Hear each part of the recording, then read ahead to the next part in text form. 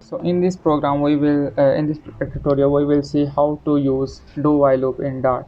So do while and while loop are not so far different in terms of syntax. There is a little bit change we have to do in converting of while loop to do while loop.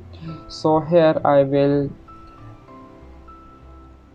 cut from here while part, and here after the part of program body of loop I will paste it here, and here I will declare do.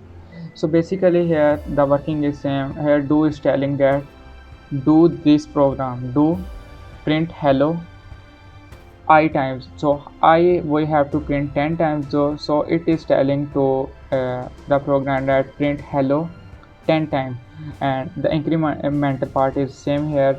And here we have declared a condition that how many times it would execute it. So if I run it, it will execute and show the same output as we have achieved in last program. So here you can see that while and do while loop is little bit different in terms of syntax, but the working is same.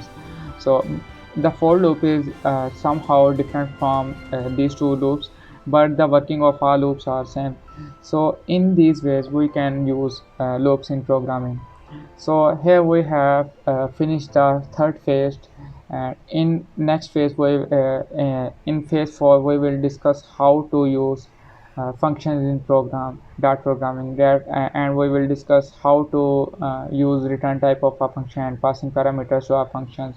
And then after that we will see how to use classes and objects in programming. So we have just two phases left, then we will finish this Dart programming course.